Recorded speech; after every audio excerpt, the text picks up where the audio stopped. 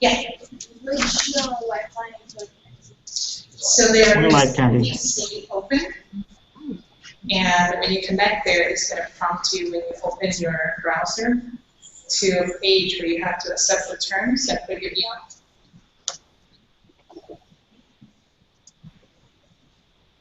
So to scholars who may be joining us at this point in time, we're just getting ourselves organized, and we'll be going live in just a moment.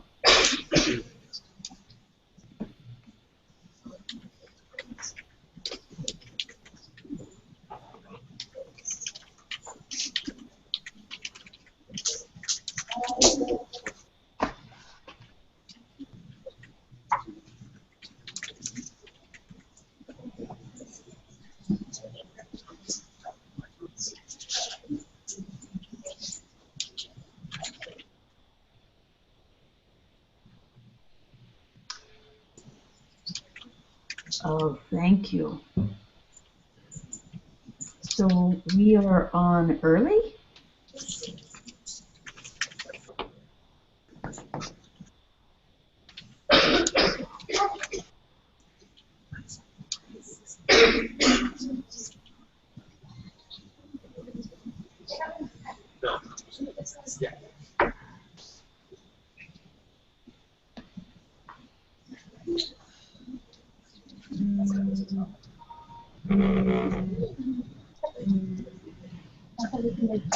No, we better.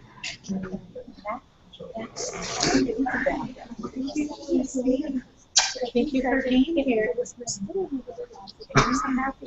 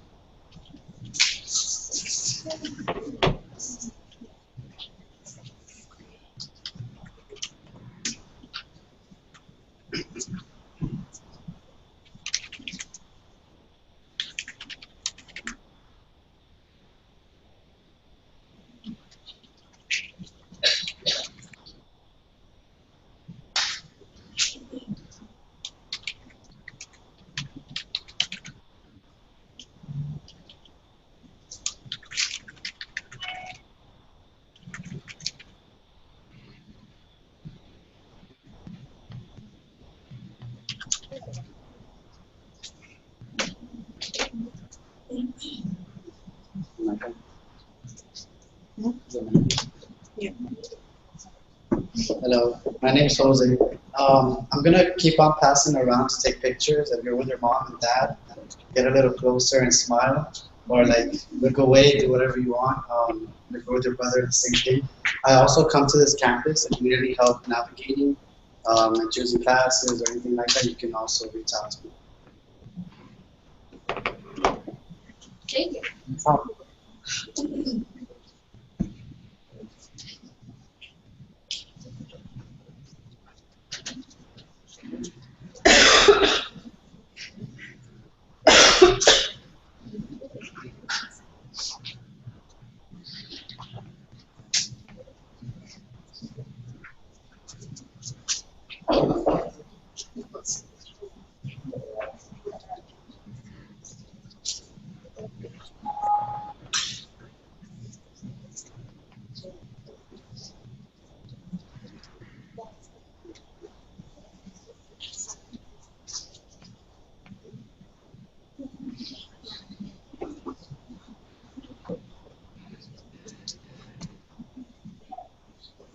So around the U.S., we have people that are going to join us at 6:30.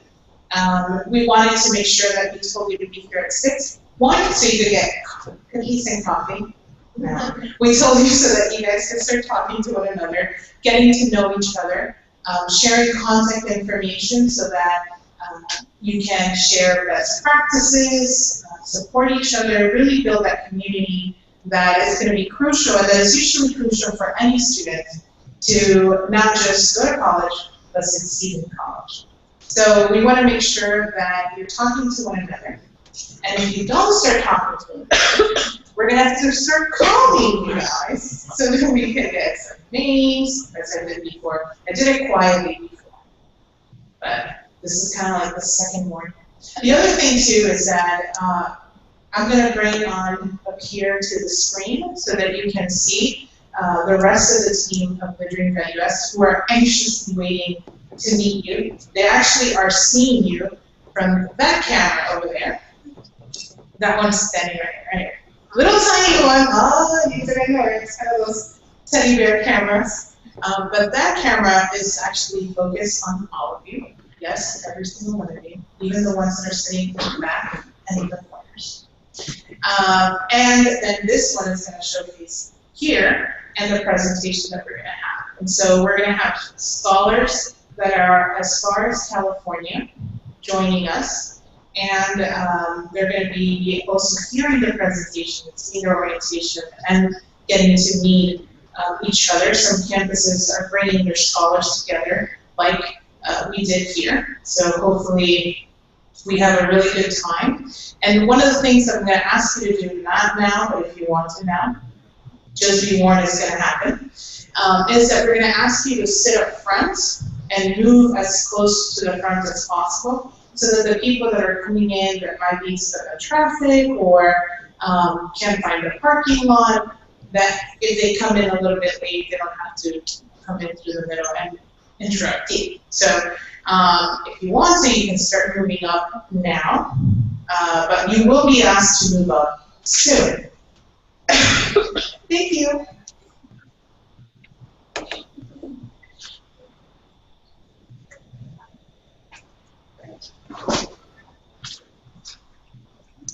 And we also should have some mics, right? Are these only mics, or do we have mics for, yeah, perfect. So we're gonna get some mics, which means that there's gonna be time for you guys to sing. Just kidding. We're gonna ask you guys to, the brave ones. I already see who are the really outgoing ones. I'm not gonna look at you too long, but you know who you are. So that you can come and introduce yourself, and we'll say something about ourselves. So I'll tell you what questions we want answered. So make sure you're fixing yourself. You're going to be on live camera all over the U.S. No pressure. No pressure.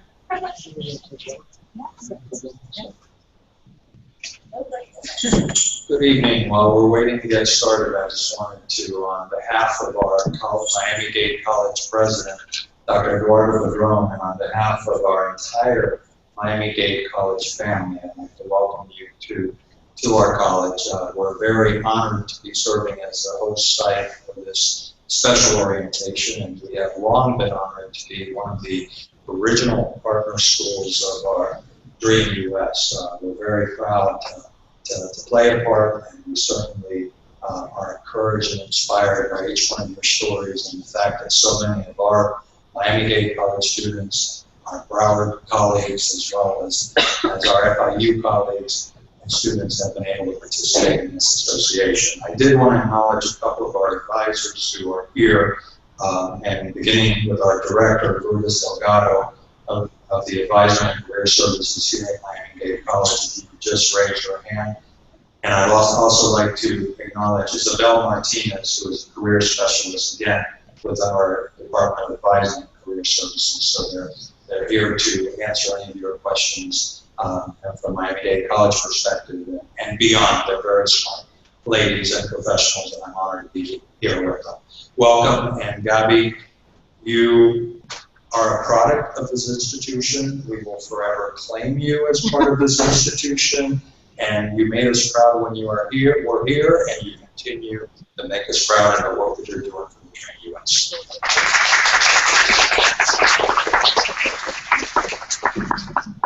That cost me something. How much did I pay you, Joe? Cookies. Cookies. I got paid in cookies.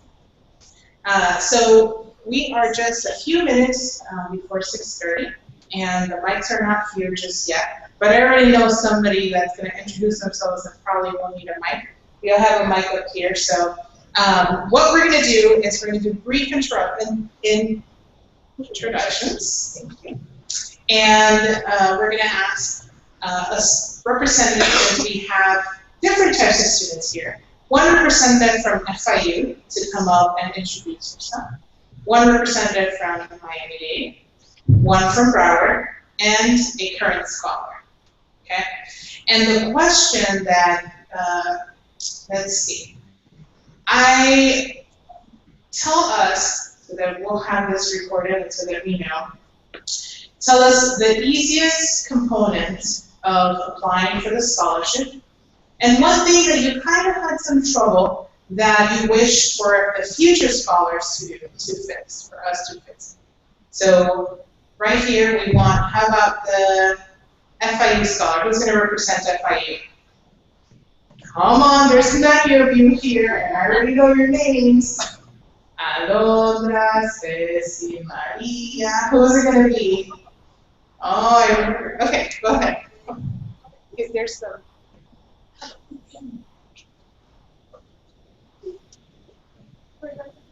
So face this camera. Yeah, right there. Perfect. Well, the easiest component was whole application. I thought it was really straight to the point.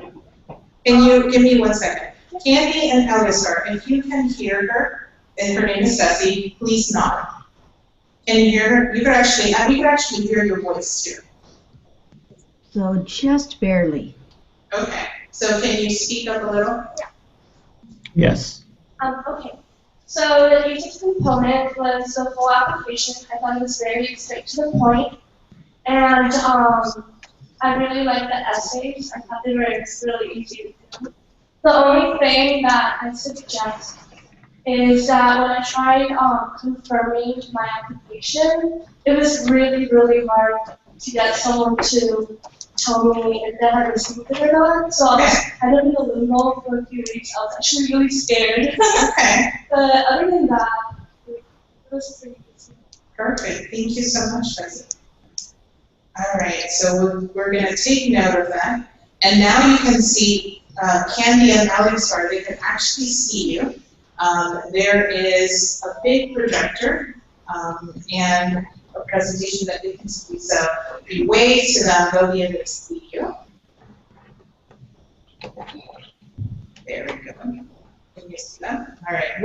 Wave at Candy and Elisar so they know that you. There you go. All right. So we did FIU. How about our Miami-Dade? Yes. Introduce yourself and tell us what was for you the easiest and what was something that was a bit challenging that you wish we can fix for the next round. My name is Ian Roy. I'm originally from Ecuador.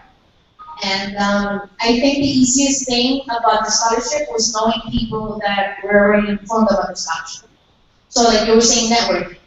It was the easiest thing because I have two friends that were already approved for the scholarship, Daniela and Maria Cantudero, and they walked me through the information. They told me step by step, this is what you have to do first. I took notes and I was able to do everything. Like the previous girl was saying, it was pretty simple. It wasn't so complicated. So the process after knowing the information, I was overwhelmed before knowing what to do. So knowing her, knowing these two girls, and they walked me through everything, now being able to network with people that are already involved in the program was really helpful. And the challenging situation about the scholarship, I think it was the fact that since I didn't have papers after graduating high school 5 years ago, I didn't take the SAT. I didn't take the PSAT or the ACT. So I was out of school for 5 years, and doing the test was challenging. I found out about the scholarship, I was getting prepared for it, getting everything ready, and I didn't take the test. I didn't have scores, which was my only thing missing to submit the scholarship. So I had to get prepared for the POCT or the PERT in like 2 months or a month. So I had to kind of like review everything about high school in like a month. So that was a little bit challenging because the test was a little bit hard. I had to work and do everything while studying all the time. So if I would have taken the test right after high school and had my scores, it would have been a lot easier. So I thought that was the only really challenging process of submitting the scholarship. Thank you. And just, I want to make a note that we do ask for SATs and ACT scores. In the scholarship, we understand and know that some students, because they have a social or other issues that come with being undocumented or having DACA, we don't necessarily make it a requirement. So it's something nice to have, and we actually do look at those scores if you're able to provide it, but it's not a requirement. Candy, is there anything that you want to add to that? No, I think that's a great description. Great. Okay, so FIU, Miami-Dade are known Broward students. Is there anybody else from Broward? By default. She's the chosen one, yes. And she drove all the way from Broward, which we know is kind of far, but thank you so much for being here. I'm Sophia. I'm from Hollywood. I think the easiest part would be probably the essays because it's about myself and it's pretty easy to write about yourself, describe like your life experience and story. I think the hardest part for me personally, I'm still in high school, so getting my transcript and all of that, because I didn't graduate till May, so it was kind of hard to like get my counselors to give it to me beforehand. I think that was pretty much it. It was pretty simple. Like, unlike the first person that went up, everybody responded to me. Like when I asked for confirmation, it was pretty like consistent on time. Thank you. We're going to have to ask you what were the tips. What do you do to make sure that you got your email confirmed? Because there are some things we'll talk about, some tips on how to make sure you get your email responded, and not just here, but in life, right? So making sure that you're clear, making sure that you get all the information, but we'll get into that in the orientation. All right, so let's have who is going to be from our current scholars who want to introduce themselves. And maybe let's switch up the question for you guys. Now that you've been a scholar for some time, what would you say is one key factor? If you want to do another one too, that's fine. And being successful thus far, now that you have a couple of semesters under your belt.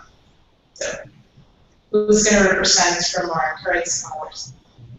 You can also do a shout out about your apartment. Okay.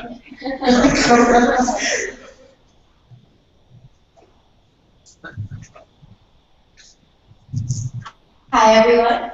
Hi. I'm Karen. This is my second semester at Wilson. I'm from Naples, Florida, so I haven't been here. If anybody wants to remain. So now that you have a couple of semesters under your belt as a scholar, what are some key things that you would give advice to the students out of your day? Like, what are some things that you've realized after 2 semesters that are really important and that you didn't know when you were just beginning here at Miami College as a freshman? I'm a planner. I'm not very organized, and I realized that from high school, you always get a planner, or get a planner, but I always got one for free. I had to buy one because without a planner, I was forgetting stuff, and then your syllabus is your best friend. Never lose your syllabus, and I lost it once, and I was lost, so I finally emailed the teacher and got a copy of it. Yeah, basically. Yes, so that's great. All right, so what were the two things that she said? Buy a planner and Don't lose your syllabus. Your syllabus is your best friend. Okay. Thank you. All right. So we have a few more minutes, 8 minutes, and I'm going to tell you right now how many people are watching you so far. So far we have 75 viewers. And those are the early birds, because we're going to probably get a lot more as we hit the 6:30 timeline. So this is a time if you need to get some coffee, cookies, or go to the restroom so that you don't miss out. All right, so we'll be with you in short 8 minutes. And the restrooms are right through these doors. You'll find it.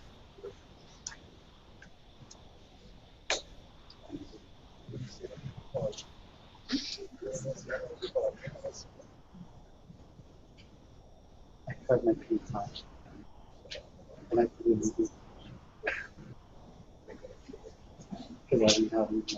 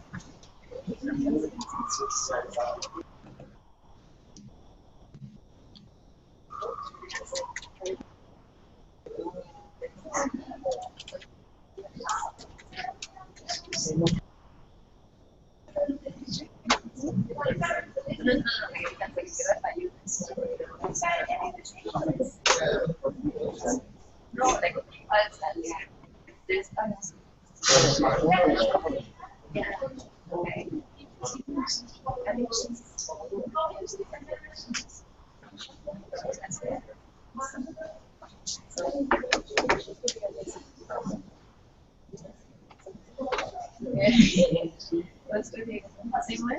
Let's go. Right. Okay.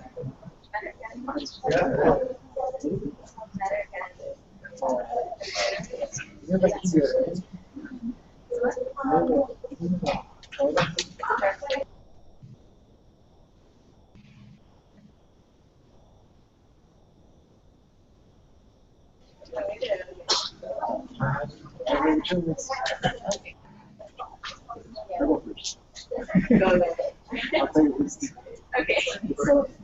yes.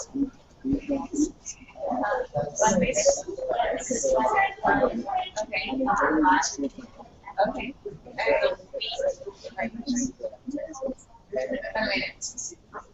Wait. Oh. No. Okay. Waited.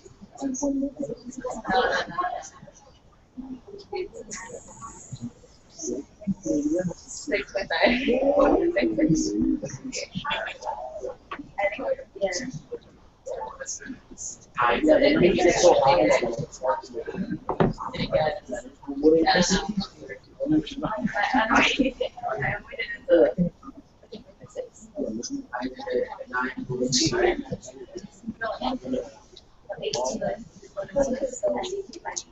Whatever, the main campus, right?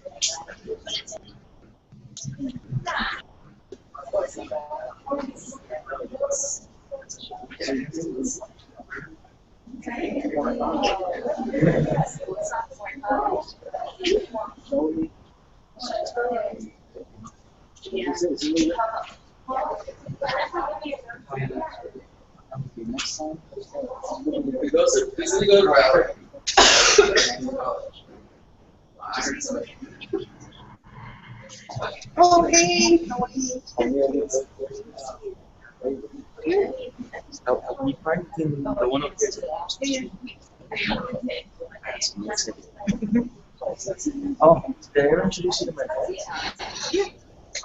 Your mom's sister. I'll look back after.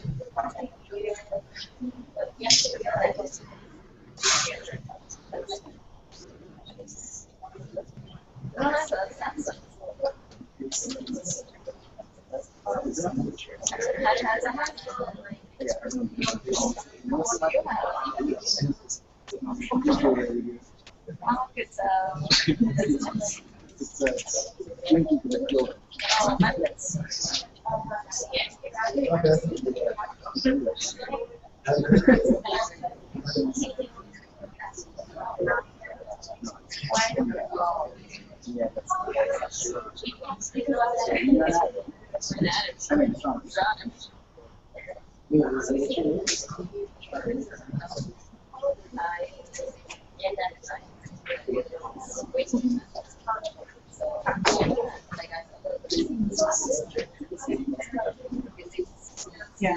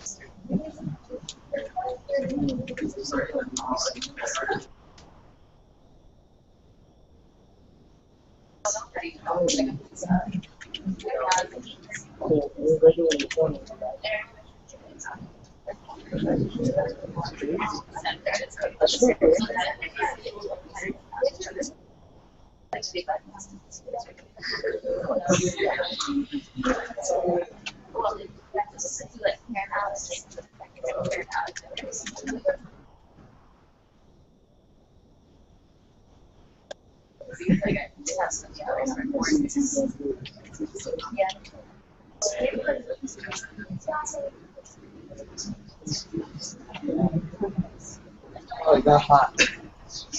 Next time we take this, it got hot. Yes.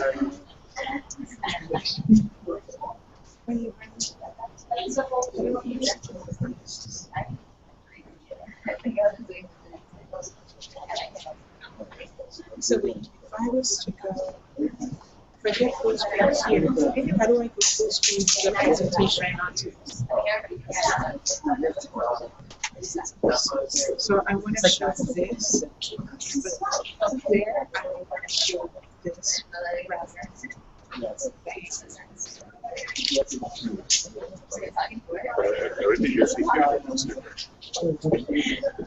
Give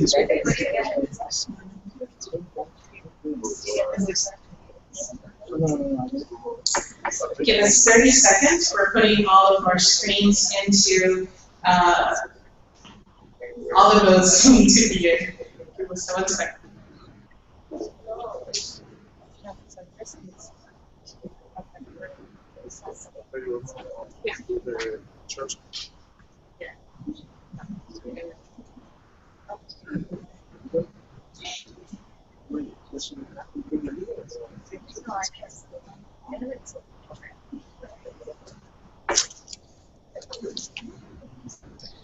Okay, we're ready to rumble.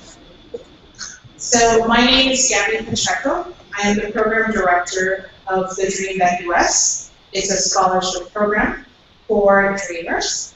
And we are so happy that all of you are here, not just present at Miami-Dade College Wilson campus, but as well all across the U.S., who are the students that are joining us through the Google Hangout. And before we start, we have a full agenda. We're going to go strong all the way until most likely 8 o'clock, so please bear with us.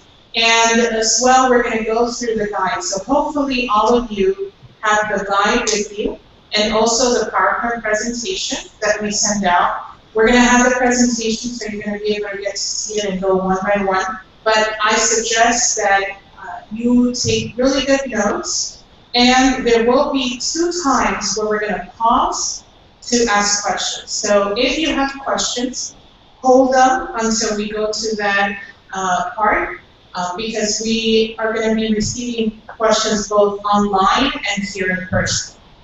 So before I start, I wanted to make sure that you understood the vision of this scholarship program and why we started this scholarship program. And one of the things that our founders, when they came together, they wanted to ensure that education was in the hands of everybody. One of our founders, Don Graham, he has been a pioneer in what is higher education for students in Washington, D.C. He helped create a legislation that opened the doors for D.C. residents to be able to go to college all over and not have to pay the out-of-state fee.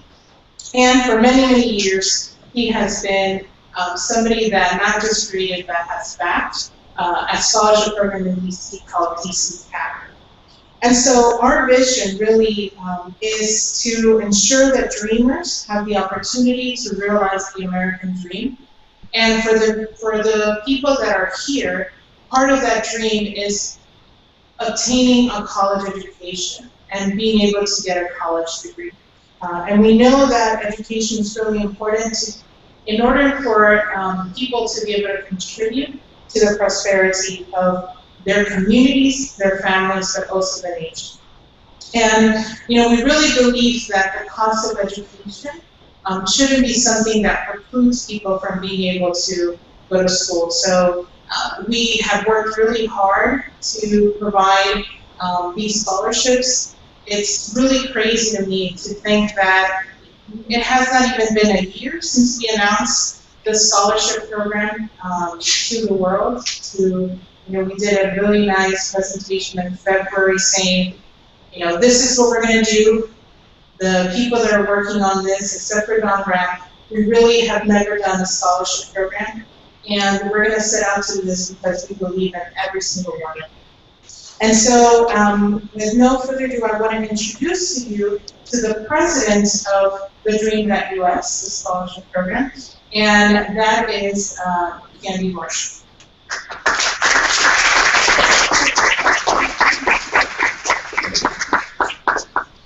All right, and I also echo Gabby's welcome.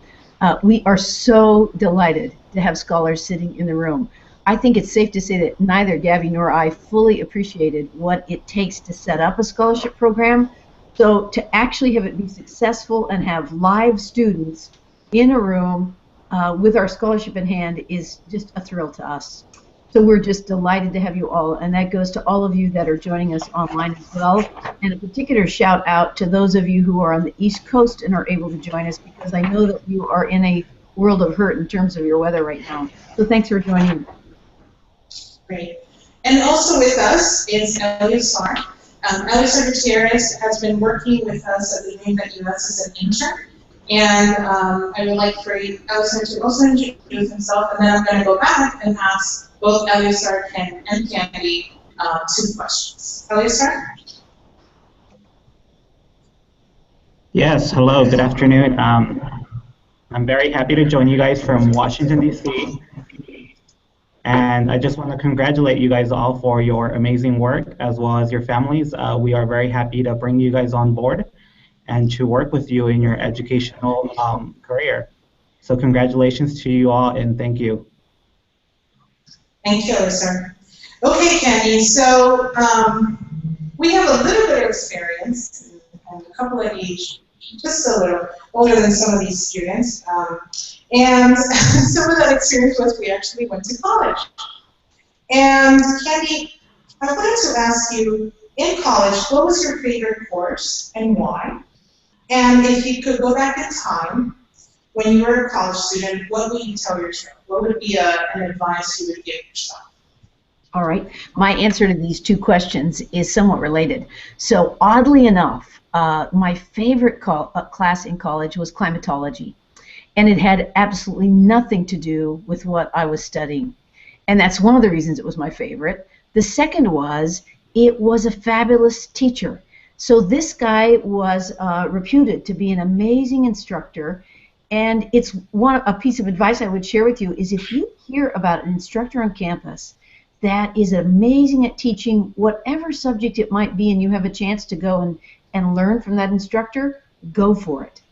And then related to that is my history is that I am a farm girl from Nebraska. And so we only know what we know. And I certainly knew all about farming, and I knew all the careers that would be associated with farming.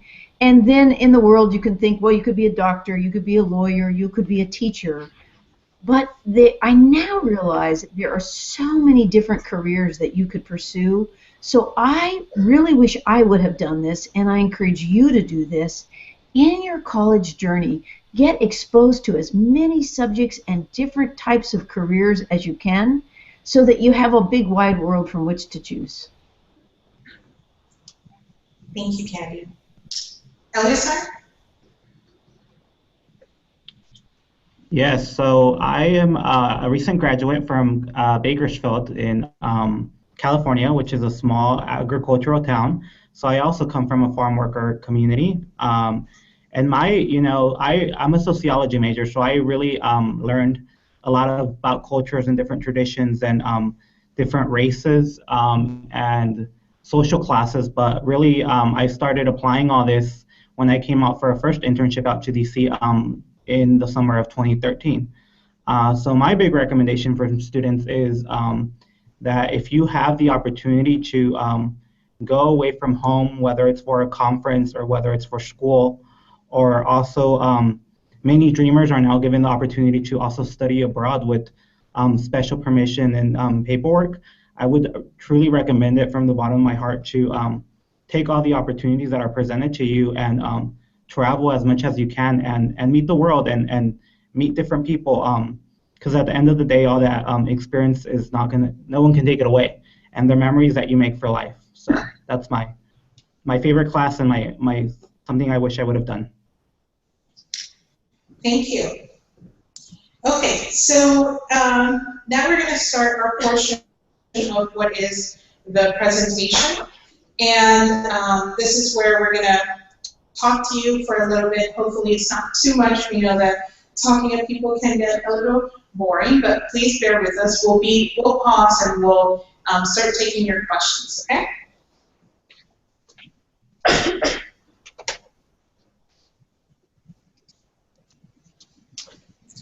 All right, so this is the agenda. This is what we're going to be going through, which is practically your guide. And so the same way that somebody talked about how their syllabus is their class guide and how important it is and how she lost it and had to ask for it again so that she knew where she was, so will this guide be for you, for the scholarship, okay? So make sure that you have it with you, that when you go speak to your financial aid advisor, when you do certain things, that you have it with you so that you can reference to it, and when you have questions, you'll be able to see where those questions are. One of the things that we wanted to do is bring all of you together, and since we have you here in the room, we were in LA, and one of the students stood up, and she asked all the other students that were there with her, all the scholars, to do a pledge, to do a commitment. And so we thought that this would be something nice for all of you to do, but also for you to remember this. Because this commitment that you're making of an education is a commitment to you, but it's a broader commitment. And you're going to be able to see how you obtaining a college education is going to affect the lives of everybody around you, the lives of your community, and the lives of the country. It's a ripple effect that could be felt across the world. So we wanted to pause, and we wanted for all of us to read this together. If you're watching online, please also say this out loud, even if you're in a room by yourself. If you're in the library, you can do it quietly. But what we're going to do is we're going to, if you can, please stand. And we're going to read this together. Okay? So 1, 2, ready, go. I believe in my future and myself. I commit to enroll in college. I commit to persevere while I am in college. I commit to support other dreamers who want to go to college. I commit to graduate and join the workforce to contribute to the economy's prosperity and social richness of this country and the world. Thank you.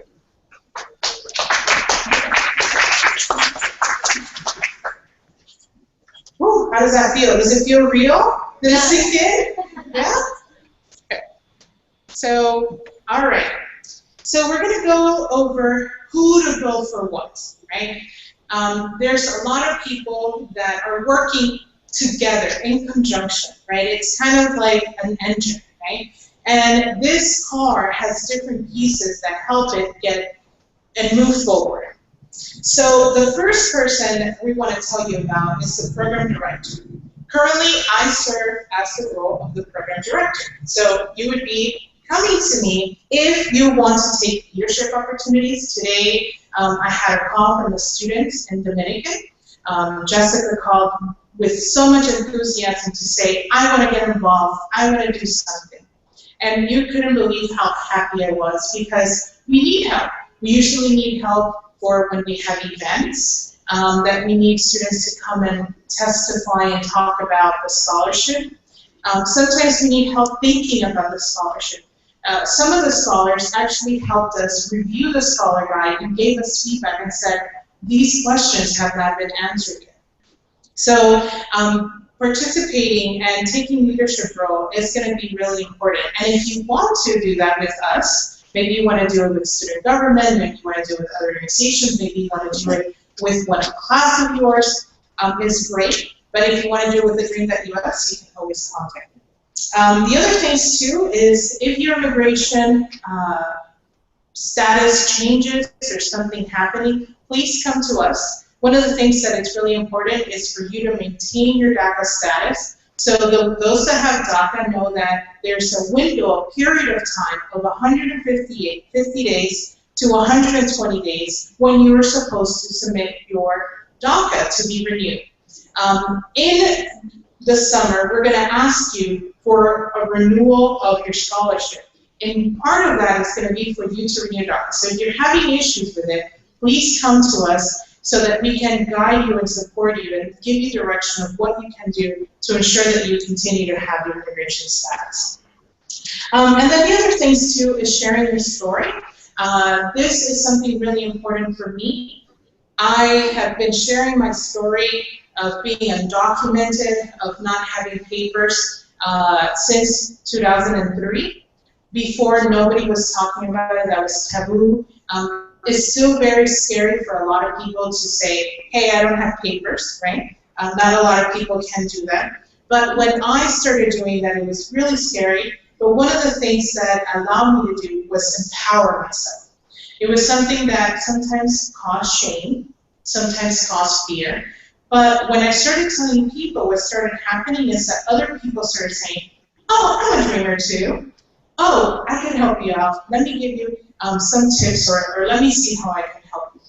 So for us in the Dream.Us, the why we use stories is not so much about the component of immigration, but rather it's important for people who are going to be potential donors to have a face-to-face, have a story that they can connect to. You know, a lot of people, for instance, when one of the students stood up and said, I'm from Ecuador, I instantly connected with her because I'm from Ecuador too.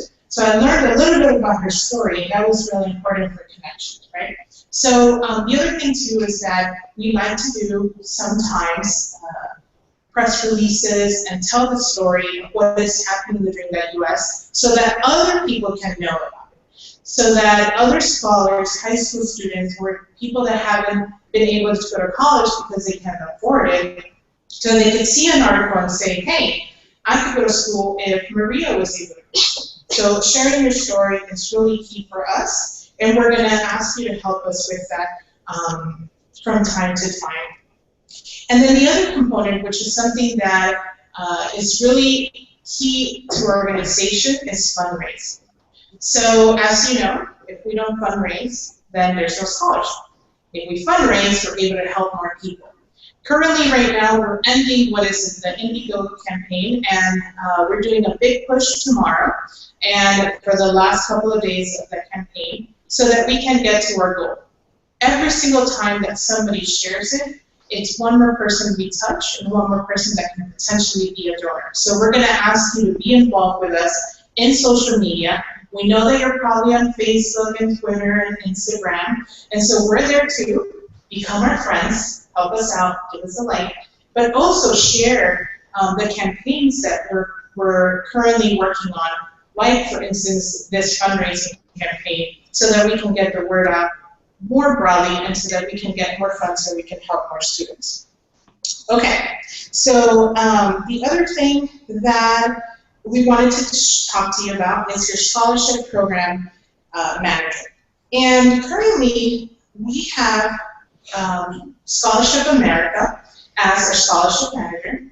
In the summer, there will be a shift. We're working now with another provider that is named ISTS. And so we need you to be aware that that's going to happen so that it could be a smoother transition so that when you need support and help, and Aaron is no longer going to be the person helping you, you know who are the correct people for that. But the scholarship manager is really important for you because that is the person that knows how much money you're getting, that is constantly working with the colleges and can answer these questions regarding eligibility, deadlines, renewal process, stipend, if you receive a stipend, how to obtain it. And the other thing too is that that's the person you need to go to when you have information about summer tuition payments. We heard somebody say today that they want to start school in the summer. So there are some steps you need to take, and the scholarship program manager is the person you need to work with to get money from the Dream.Us to your college. The other thing, too, is that this person is going to be the person contacting you to renew your scholarship. This person is going to be the one that you're going to have to work with if you want to transfer your scholarship from one college to the other. And the last thing is request for approval. When you have an extenuous circumstance that you cannot meet full-time enrollments, or there's something that is happening with your scholarship, this is a person where you're going to work with to provide the plan that you would have already worked on with your advisor at the college. And that's a really good segue into the student administrator that is on campus. So this is the person on campus that can help you identify other financial support that you might be eligible for that you might not know. This person is also the person that you work with to find out and manage your scholarship. Okay, we don't do that for you. You have to do that for yourself. So if you are inquiring about how much money is in your account, how much money can you get, what's going on with your stipend, the first person you need to talk to is your financial aid scholarship administrator. One of the things that we're going to make a change is that every single one of you receives a scholar directory. Yes? Right. So we're nodding heads. Good. The scholar directory has the name of the school and the information of your student advisor. One of the things that we're going to do is we're going to add to that directory your scholar administrator in financial aid, the person that you're going to be able to go talk to when you have any of these questions. Okay? So if you come to me and ask, Gabby, I haven't received my stipend. Can you tell me why? Can I help you with that? Am I the right person for that? No. Okay. Now, if it was to be that it's been a week, you haven't heard from anybody, and you need support, then yes, you can come to me, and I can then try to get a hold of that person. But during that conversation, I really don't know. You know, it's going to have to be, you're going to have to talk to your financial aid person first, and then reach out to the scholarship program manager. So the last person that we have on this list is your student advisor. And we have a student advisor with us today. Thank you so much for being here. Woo-hoo, Isabel. So Isabel would be the person that you would work with if you are here at the Wilson campus. Every single one of you has a specific advisor that is there to support you through the whole entire time that you are a student through TheDream.Us. And that person is there not only to help you and support you pick classes, manage your schedule, create a plan for you to graduate. That person is there to also guide you and give you support. For instance, and we have a couple of lists, your health, to find out about internships and career opportunities, your academics, financial aid. This is what Candy likes to call it, and there's a component of it that's a social emotional, right? This is a person that is there to lift you up when you are down, okay? So it's really important that you work with her, and you're going to see a little bit later that this person is also really important, and it's a commitment of yours for you not only to reach out to them once a semester when you need to pick up classes, but rather to work with them to create an educational plan. And so this is where I'm going to pause and see if Candy, if there's anything you want to add. All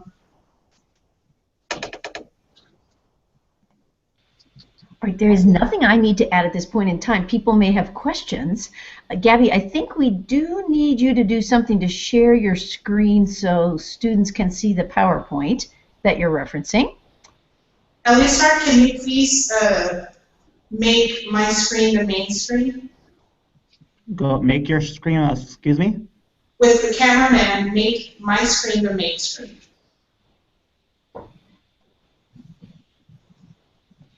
And sorry about that to the folks who are watching online.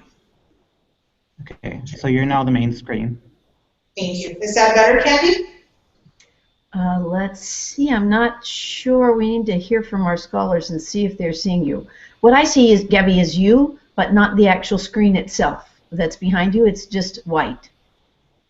Okay, it might take a few seconds. Okay. And while we're waiting for just a few seconds, and because it's good to take a little break in the course of this, I want to let all of our scholars know that tomorrow is Miss Gabby Pacheco's birthday. Woo! Not just any birthday, it is her 30th birthday. And some of you may know that Gabby was just named by Forbes magazine the 30 of the top 30 in education in the nation. And she just reached under because she just but while we're waiting, oh, and it looks like we've got it, okay? So it's good. I thought we might just all very quickly join and sing happy birthday to her. The minute I say that, I really need someone in the room to take the lead in singing because I'm a terrible singer. So some brave soul who has been a vocalist, if you could lead us all in singing happy birthday. Awesome. Yes, thank you.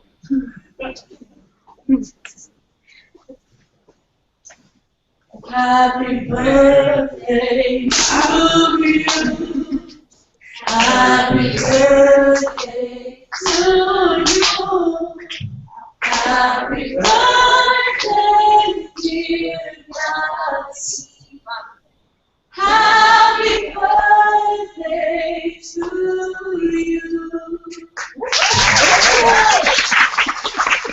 Thank you. Happy birthday, Gabby. Thank you, that was so sweet. And when are we going to send you to American Idol? Wow, thank you, Candy. I'm going to have to conspire to try to see how I get back. Thank you. Okay, so any questions? Were that clear? Okay, there's one question. Yes. Hi everyone, my name is Owen. 1 second, let's give you the mic so that the people who are watching the hangout can also hear you. My question is, what circumstances are acceptable, if there are any circumstances that are acceptable, to not attend full-time at your institution? So that's a great question. We're actually going to go in the guide, and so we're going to answer that in just a few seconds, few minutes. Thank you so much. All right, any questions regarding who to go for what? Was that clear? Yes, yes. We have another question. Until when are we directed to speak to Erin for all those questions? We'll let you know. We will have around summer, June, we're going to have a change. We're going to be sending you emails. How many of you are part of the text messaging system and are receiving our text messages? Great. I know there are close to, I think it was 450 of you that are already on it, which is really amazing.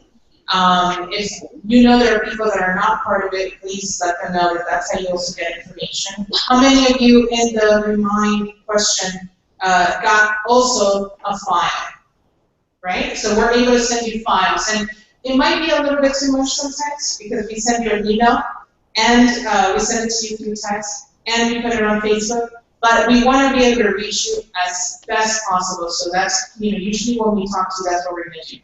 So we'll let you know. We'll send out a text. We'll send out an email, and we'll give you the contact information of who's going to be your new scholarship program manager. Thank you.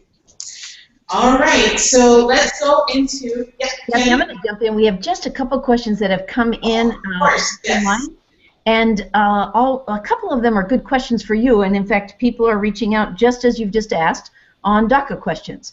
So there's one question about, in the event you get your permanent residency, will you have to repay the scholarship money, or will you be ineligible for the next year? That's a great question. So as soon as you get a change of status, let us know, okay? If you get your green card, permanent residency, you are no longer eligible for the scholarship. Now, let me explain to you why. The scholarship is intended for people who do not get financial aid, don't get Pell Grants, don't get access to loans. And so it's really for one of our co-founders likes to say, we're kind of like the Pell Grants for dreamers. And so once you have your permanent residency, your green card, you are now eligible for financial aid, right? And so that's why you are no longer eligible. So one of the things that we do is, if you are, for instance, in the middle of the semester, that's fine. We're not going to ask you to pay us back because you just got something that is out of your reach, and actually is really amazing. But once you finish your term and you are eligible to start applying for financial aid, you are no longer eligible for a scholarship.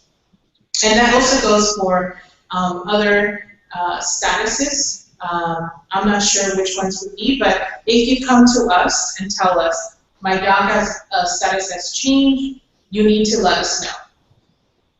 Good. And then, Gabby, we have a question about when will people be assigned their student advisors? So every single one of you has a student advisor. The only person that we are missing, university, is Laverne, but we're working with them.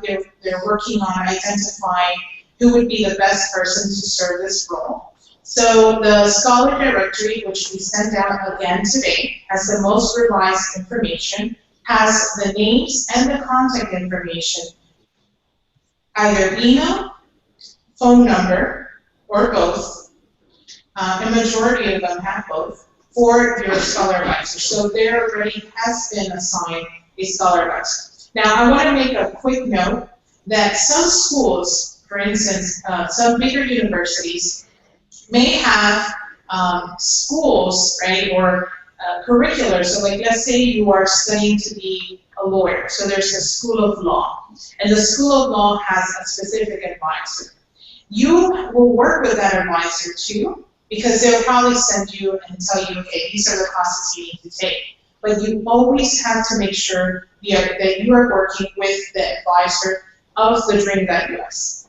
Why? Because that advisor is as informed as all of you of the changes, of what is happening with the scholarship. That advisor has direct contact with the scholarship program manager, has contact with us. And they're really your liaison. They're really the person there supporting you. So make sure that if you are assigned another advisor by the college, which is fine, that you are always maintaining a relationship with the advisor that we have provided you, and that is in the scholar directory. Okay, Gabby, and a couple more questions and we'll be able to move on. One more about DACA. A student has asked, what if I submitted my DACA, but what if by the time it is fall 2015, I still haven't received any news? Will my scholarship be terminated? So you need to prove to us that your DACA is still in process. So there's many ways to do that. One way is by asking for what is called an info pass. And that info pass says in the form that you are still in process of receiving your DACA. There's ways for you to contact the ombudsman office, who is an office in USCIS that's there to support you. And so once that happens, contact us and we'll give you practically a guide or support you and give you the steps of what you need to take in order to make sure that we have the correct documents that show that you are in process of DACA. It's just that you haven't received it yet. But I cannot stress enough the fact that as soon as you hit 150 days of when you can start applying for your renewal of your DACA, you should do this. Because you do not want to be where you tell us, well, it's that I forgot, or I didn't have the money, so I couldn't really request it, and now I don't have it. You don't want to put yourself in a predicament of not being eligible for the scholarship because you didn't submit your DACA on time. So we will send you, and we've done this several times on the Facebook, there's a DACA calculator that you can put the date of when your DACA is due, and it'll tell you the exact date of when you can start submitting your application. So don't wait more than 120 days. So it's between 150 to 120 days. That's the sweet spot of when you should submit your application. Okay, and then Debbie, there are a couple of questions about when people receive payments, but we'll talk about that in just a bit, so I'll hold those questions. One final question in this section, and then I think we can move on unless people in the room have other questions. One person did ask, how do they sign up for the text messaging? Great, so that's a really good question. To sign up for the Remind, you have to text, and right now with me, I don't have the specific number. Does anybody here have your guide, or yeah? Can you please let us know? You can also get the Remind app. We have an iPhone. It's an ad scholars. Yeah, that's the specific term. So let's see, who is the scholar that has that here? Can you please let us know, and then say it slowly so that those that are actually don't have Okay, well, the number you have to text is 202-760-4854, and you're gonna text just at SC Fall 2013. So you have to text the @ symbol, SC Fall 2013. SC Fall 2013, and can you give us the number one more time? The number is 202-760-4854. Okay. It's in the email that we Yeah. sent. And every single correspondence that we have sent out to the students has that information. We'll send that again, just in case. Candy? Okay, that's it. I think we can move on. Great, okay. So we talked about what the purpose of this guide is. We wanted to make sure that you understand that we are still we're babies in this. And so because we are still working on our scholarship and fine-tuning it, dates and processes will change. So please make sure we have your most up-to-date information, including your email, your phone number, so that we can text you, email you, put things on Facebook so that you know the new dates and processes that we have. The other thing too is that we update our website, and the website, we make sure that everything's clear and clean, so go to the website when you have questions. And if you see things on the website that you say, hey, I have an idea, I want to change something or add something, let us know. All right, so, and then I think the last thing is always check your guide when you have questions. A lot of you will ask questions on Facebook, and if I know that the answer to your question is on the guide, I'm going to tell you, check your guide out. I'm not going to give you the answers, okay? So make sure that you go first to your guide, and then if it's not there, or it's not clear for you, then come to us. All right, so the other thing is, as of tomorrow, all of you are going to start receiving invitations to join the private Facebook group, okay? So we're going to merge you with all the scholars that we currently have. And we want to make sure that if you're not receiving an invitation between tomorrow and the end of the week, that you let us know. If you remember in your application, we asked you for your Facebook email. Who remembers? Yeah. The reason why we did that is because we are getting smarter. We found out that some of you changed your emails and have a different email for your Facebook, which is great. So you'll be getting an email invitation to join the Facebook. Please make sure that you join this group. This group has a lot of valuable information, and we're going to be connecting and talking through that private Facebook. All right, so this is all the stuff you had to do, and we're just going to brush through it because you already did this, right? You already accepted the award. And in order for you to have accepted the award, you need to meet these eligibility criteria. Attend a partner college, or be part of one of our partner organization programs. Be eligible for in-state tuition if applicable. So there are some universities that are private that don't have in-state tuition, right? But majority of our schools are public schools, so you have to have in-state tuition. Enroll as a full-time student, 12 credits or more, and continue to be enrolled full-time for each consecutive academic semester, except for the summer term. So for some people call it the winter terms or spring term, but it's technically the fall and the spring/winter terms. Have your DACA or TPS status at the time of enrollment. And there are some students that are in a slightly different schedule because they are studying online. And so we know that for your schedules, it's a little bit different, so you don't have to necessarily follow us, but you do have to be enrolled full-time. Candy, is there anything you want to add on that? No. Okay. So this is where I want all of you to pay attention, because all of you, including our previous scholars are going to have to do this year. So you're going to have to renew your scholarship.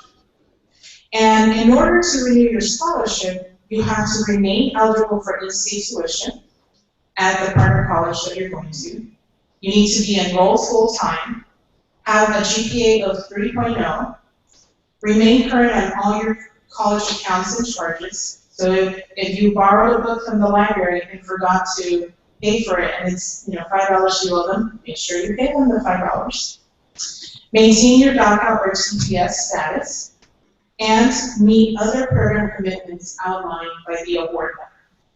So the award letter is as important as your program guide. Make sure that you have those two things with you at all times so that you know what you need to do and what are your commitments. Now this is to Saul's question, exceptions and special circumstances. There are some times where some students may need to request a break in what is full-time status, or they have to interrupt their full-time enrollment, or their GPA falls below a 3.0. And if this happens to you, you must request and receive a pre-approved exception from the DreamUS in order for you to be eligible for the scholarship, continue to be eligible. So the steps are to work with the student advisor to develop an academic plan for on-time graduation, submit written requests to the DreamUS fund, and this person, who do you think is this person that you have to make the request to? Yes, it would be Eric for this moment, but it's your scholarship manager, program manager, that's right. You have to submit an email or other proofs that you have talked to the student advisor and that the student advisor has approved that plan. And all of this has to be done prior to the beginning of the academic term when the exception will apply. So this has happened already, and what happened was that we had one student who couldn't go full-time and needed to take one semester off because she was pregnant and was giving birth to a baby in September. So of course we said, yes, it's going to be hard to give birth, take care of the baby for the first couple of weeks, and then go to school. So we gave her a break. But before she did that, she worked with her advisor. She ensured that she had a plan to make sure that she is taking the right amount of credits she needs in order for her to graduate on time. Okay? So it wasn't just, I'm pregnant, having a baby. She had to do some work in order for us to say yes to that. Candy, is there anything else you want to add? No, that's a good description, Gabby. Okay. So we're seeing some questions coming in here. I'm sure that we're probably having some questions online, but we're going to just hold those questions, write them down, and we're going to take those questions at the end, okay? All right, so Eliasar, can you help us through the scholar commitments? Yes, of course. So a lot of our scholars, as scholars, you have scholar commitments in which you all participate. And the first of that scholar commitment is that we ask for you guys just go ahead and send in thank you letters to our founders and those who, just one thank you letter is fine. But what happens a lot of with these thank you letters is that many of our founders like to go, they actually go through them and they enjoy reading them, and sometimes they request them. So, and also it serves as, it helps us share your stories as well. So so far we've received over, I could say, over 110 of those thank you letters. So thank you to all those who have sent in their thank you letter here to our office, and we'll be looking for more. So and as mentioned, you can go ahead and receive our text messages in which we send out, and it's been a great form of communication for us. Thirdly, and I know Gabby's probably going to expand on this, is we ask that you support fellow scholars or mentors. So we see that a lot through Facebook. You guys are when you get invited to the Facebook group tomorrow, we're seeing that as a big support system.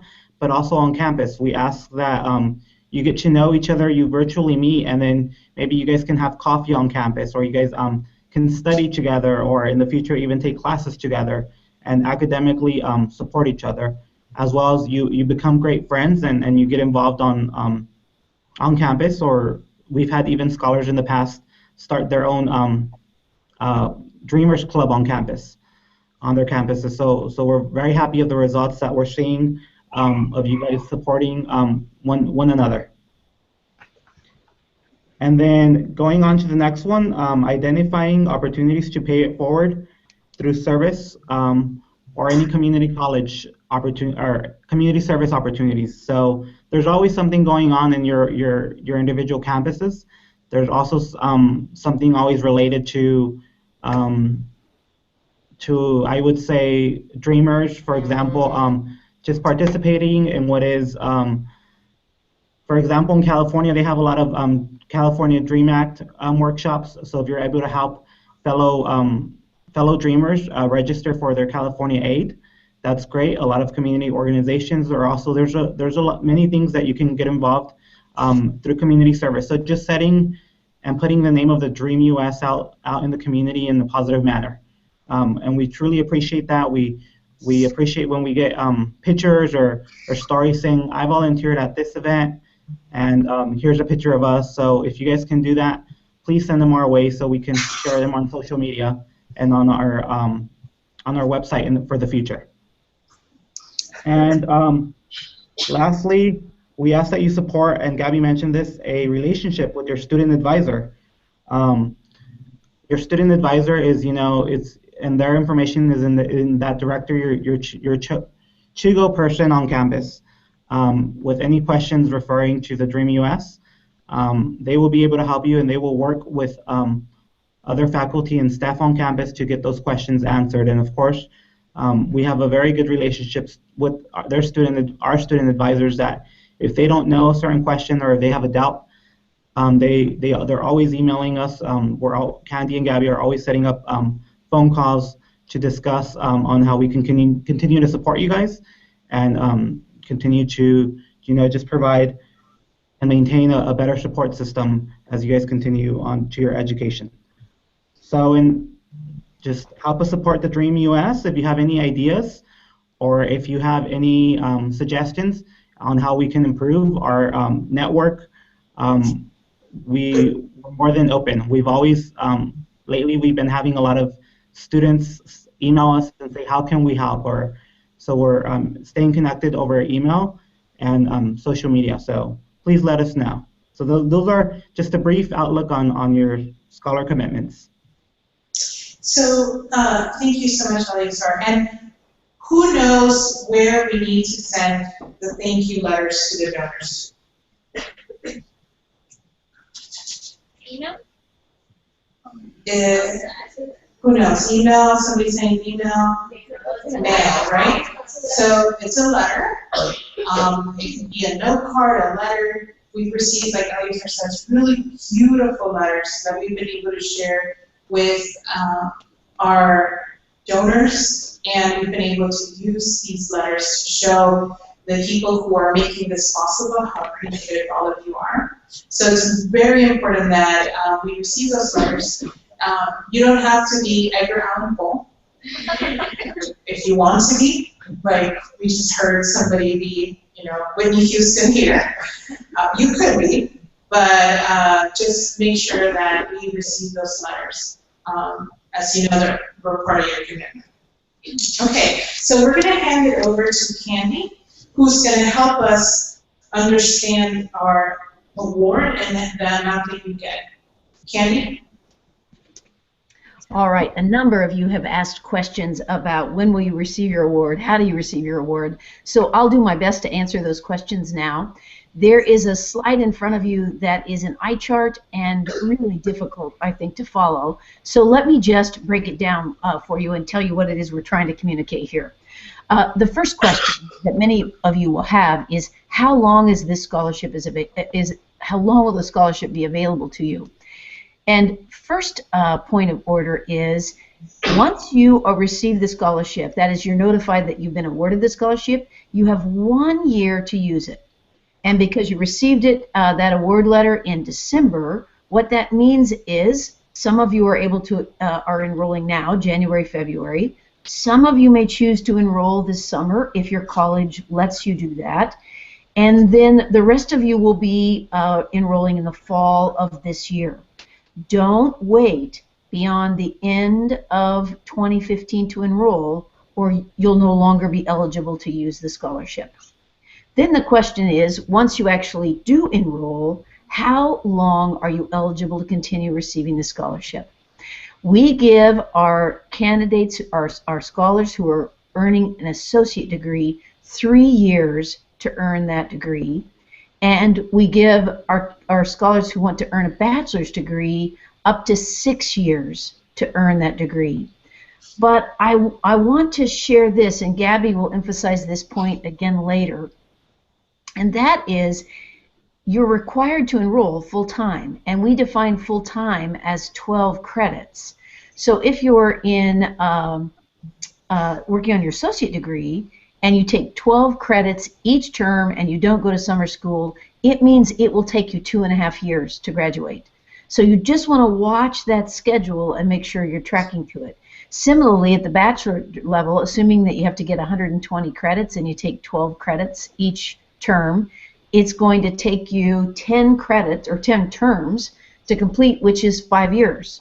So we don't expect that you'll use that full amount of time unless you're one of those students that had an extenuating circumstance and needed to go part-time or take a break. So that gives you a sense of how long the scholarship is available to you. The next question, of course, is, well, how much is the scholarship? There are maximum amounts that a student can receive. If you're going after a bachelor's degree, it's $25,000. If you're going after an associate degree, it's $12,500. For those of you who start an associate degree program and then transfer to one of our 4-year colleges, it's still a maximum of $25,000. So know that no matter what, the maximum amount of money you can get from us is $25,000. Then that gets to the question of, well, how much will I actually get? And the award amounts are determined based on 2 things. One is the cost of tuition and fees at your college, and the second is the other available aid you are receiving. For many of you, that other available aid will be minimal because your state doesn't let you have state aid. In Texas and California, you both are students in those 2 states are much luckier, particularly California because it has quite generous in-state aid. And I'm going to come back and talk about our California scholars in just a moment. But for everyone not in California, what your scholarship will cover is tuition and fees that are not otherwise covered by other scholarship aid or state aid. And some of you have asked the question, can I use my scholarship for other expenses? And the answer is, unless you're in California, no. The scholarship is for tuition and fees. In California, I'll speak to that for just a moment. Because students in California can get state aid, and that state aid will often cover tuition and fees, in California we let our scholars use the scholarship, first, to apply for any unpaid tuition fees, second, for books, supplies, and transportation, and then third, for room and board if that's covered by your award. So that's only California. Other students, it's only tuition and fees. And then many of you are enrolling now and asking the question, when am I going to get my financial aid? And I will tell you, this is a very tight time frame. We put both Scholarship America and our partner colleges in because we gave you your awards mid-December, and before Scholarship America can release the funds, they need your college to confirm that you're actually enrolled. So we're still waiting to hear back from some of the colleges. But back to Gabby's message at the very beginning, on your campus is a scholarship administrator who knows about our scholarship. And Gabby, can we get a directory so that the students can get the names of that person for their college? Yes, we're going to add the scholarship and administrators at the campuses now. Fabulous. And what I would say to all of you is find out who that person is and make them your friend, because they will know what's happening with your scholarship dollars.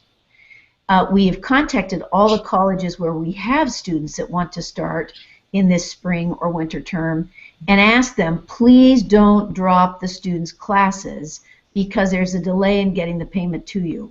But this is the person you need to be talking to directly so that you can make sure you're going to get both your award, and for those of you who get a stipend, the stipend, and I'll talk about that in just a moment. So I think I've answered the questions about how long do you have before you accept the scholarship or start using it, how long can you actually have it available to you, what can it be used for, that's the tuition and fees unless you're in California, and when will you receive your money if you just enrolled. So now let me talk about the stipends. Not all of you will receive stipends. We don't give stipends to students in California because they can already use our scholarship more broadly.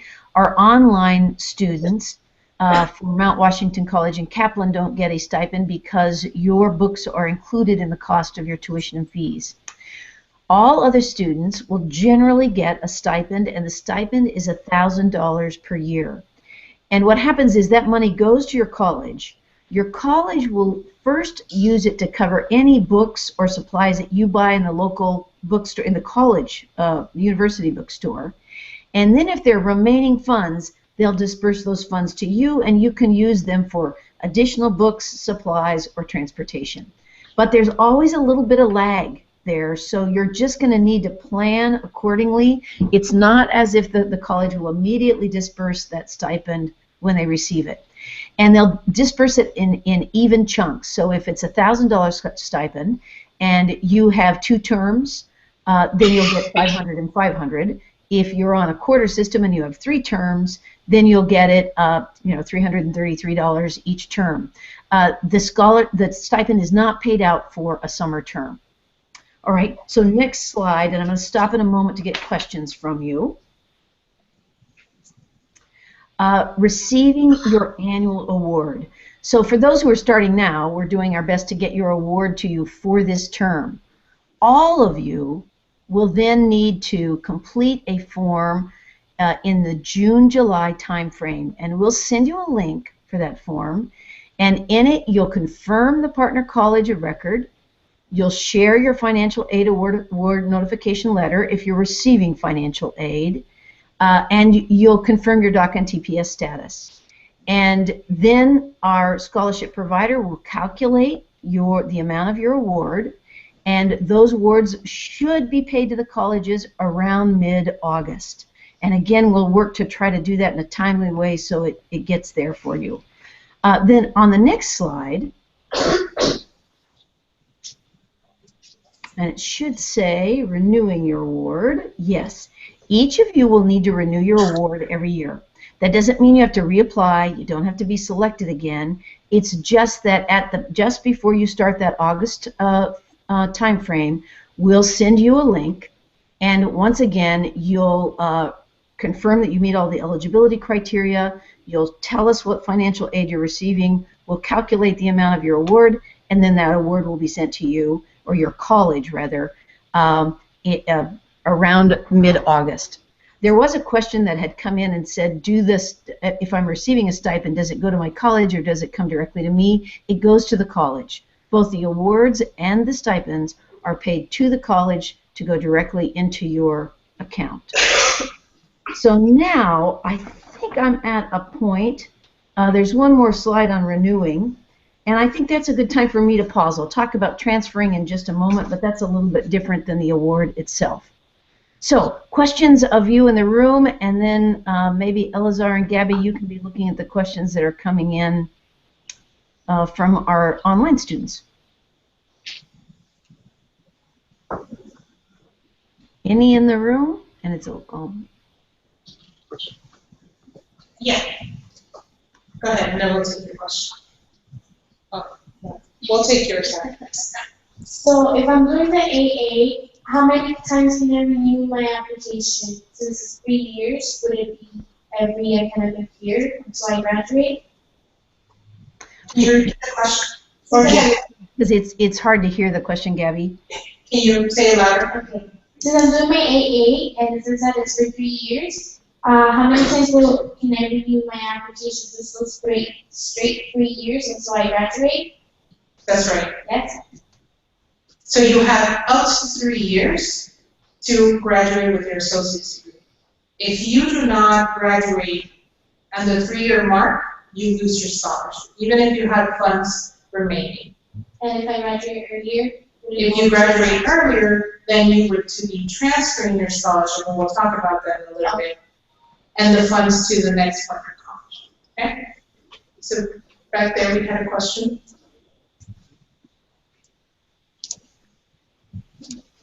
Just like to say thank you very much for the opportunity to you, Gabby, as our candidate, to the founders and sponsors. Out of my heart, I have to say thank you so much, physically and verbally to you guys. You guys have no idea the type of just push that you guys have given to me in my life. But I guess I'll just know my poetry later to you guys.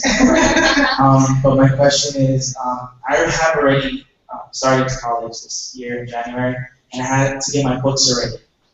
Will the college be aware of that, and will they reimburse me? So, did your classes get paid for through the scholarship? Not yet, but they have been very helpful, and they've helped the payment of the classes. So I'm still in class. Yes. So you will be receiving the portion of this semester, which is $500 for the books and supplies. To say yes. So that would be that's supposed to come in, and usually it takes the college anywhere from 2 weeks to a little bit longer. So Candy was saying, make sure you plan ahead. Because what happens is that, for instance, here, what they do is that they give you the money so that you can use it. They call it a book advance at the college campus. Now, some of you might not want to buy your books there because some of you have told us that it's more expensive. So you just have to know that it takes about 2 weeks between the time that the money is being held in that book advance for you to use in the bookstore, and then after the money's released, it's given usually to either a credit card or they send you a check in your name for the $500 to your account. Thank you very much. No problem. Good. My question is, Go ahead. I had a question about the summer term. Like he said, I've already started, and my first question was would he ask, so I received the answer for that as well. Now, when it comes to the summer term, I read in the guide that you guys sent for emails that we need to plan ahead and try to do it as quick as possible in order for us to receive the payment after having the schedule in order to have the classes paid for the summer term. I already have a relationship with my career advisor, and she told me that we're not able to do that until we're able to apply for the classes, until we're able to pick the classes. So how can we get a head start if we are not able to even pick the classes for the summer term yet? So I would have an email draft ready to go that says, hello, my name is X, Y, and Z. I'm at this college in this campus. I am, first semester student or whatever, however you want to describe yourself. And then in your subject line, you want to say summer term payments. So be very clear what you are asking our scholarship manager to. And then you want to already have ready your email so that the body of your email ready to go, so that you insert your classes of what you're paying for, how much the amount is going to be, and you just click send.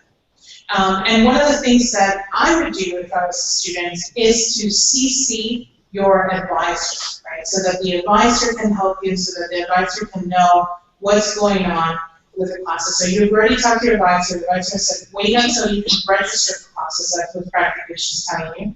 And then once you've registered for classes, then you can say, this is how much money it's going to be. Because then if you send that email and say, I want to take classes in the summer, we're going to tell you, okay, but how much is it going to be?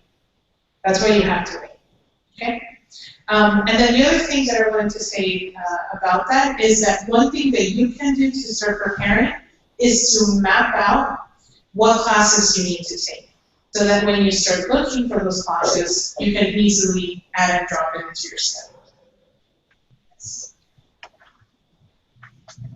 Like 2 questions ago, I signed up for this semester, and I actually paid out of pocket the first 2 classes. Would I get a reimbursement for that payment, or? So if your name was sent to by whatever college, you have to work with your financial aid to make sure that you have been categorized by TheDream.Us. So we ask every single one of our schools to say who is enrolled right now.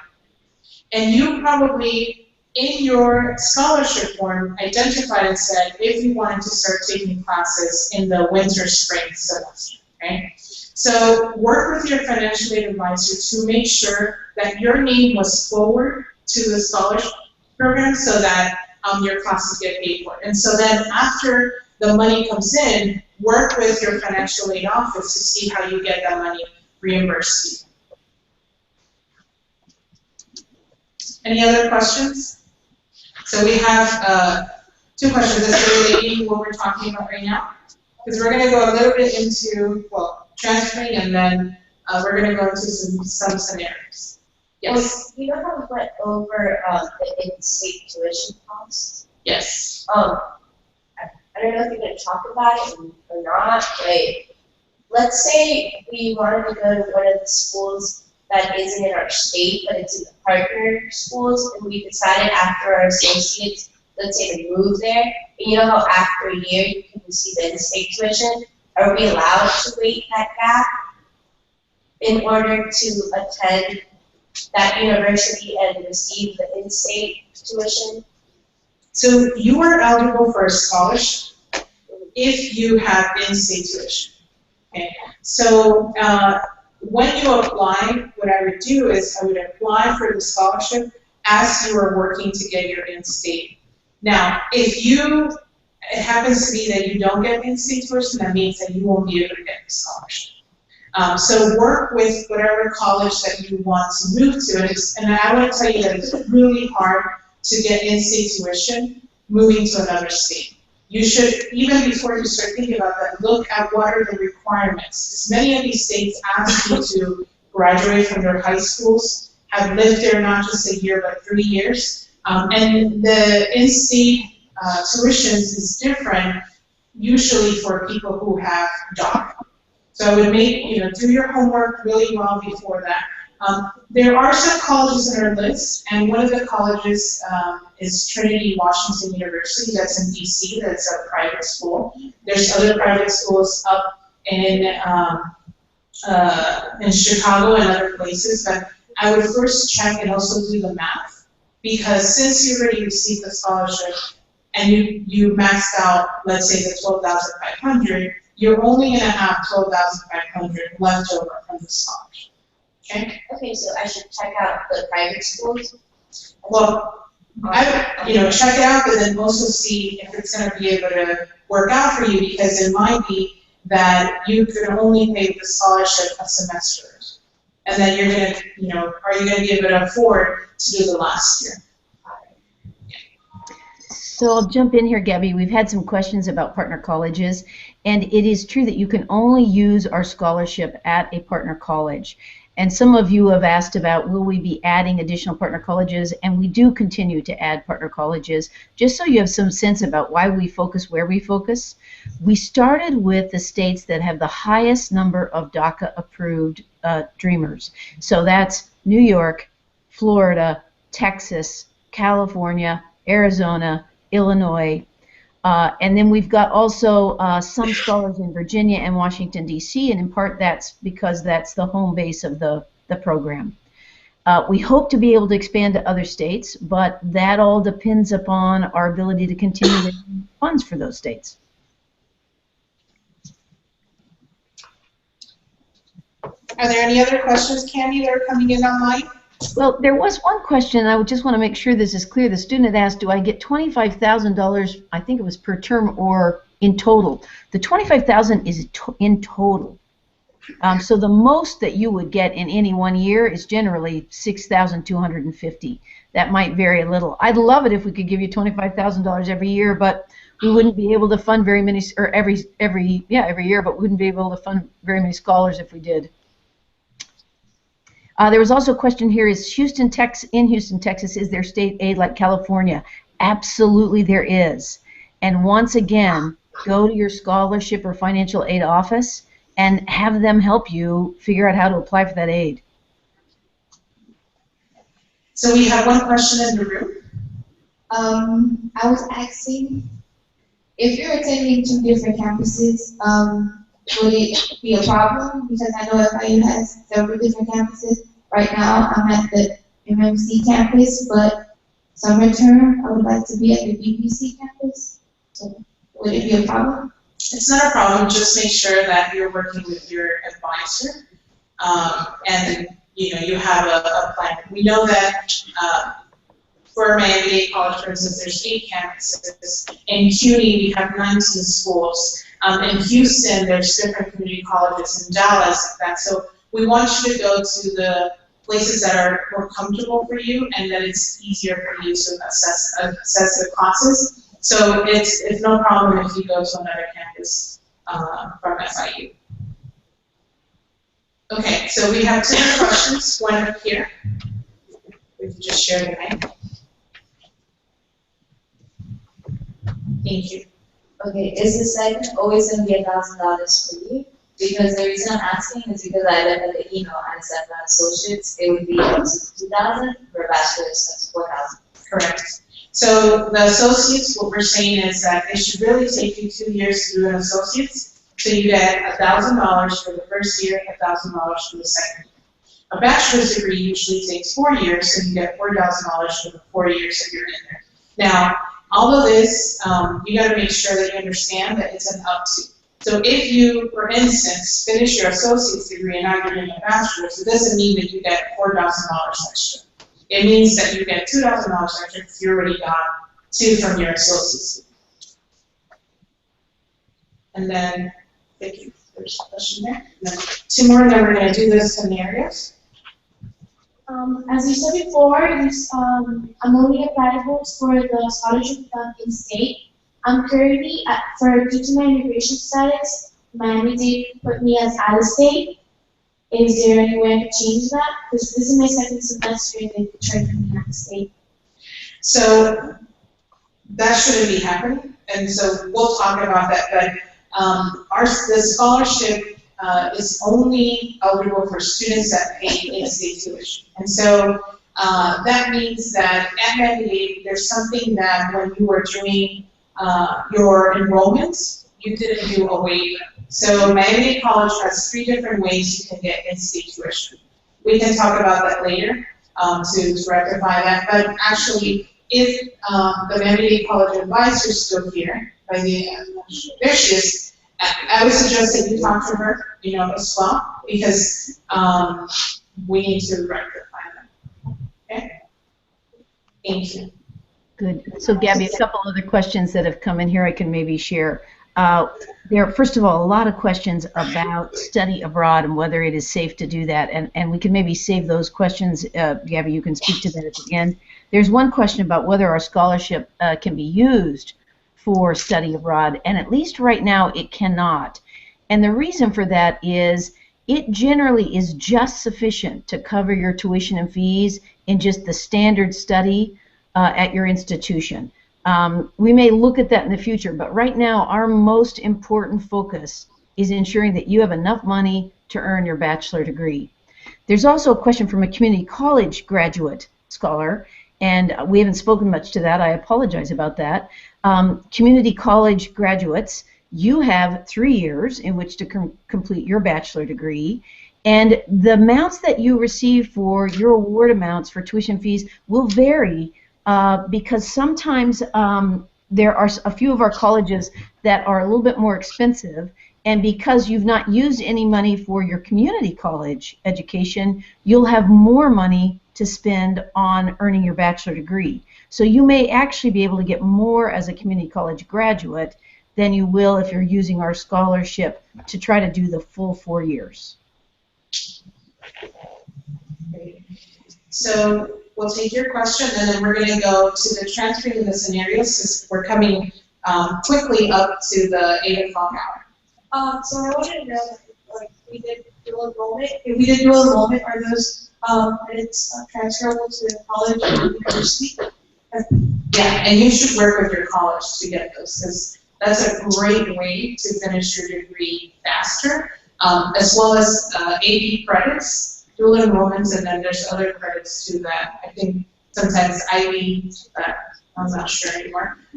It's been a long time since I was in high school, but yeah, work with your scholarship administrator on campus to make sure that you're able to bring those in, and if not, you're with your advisor.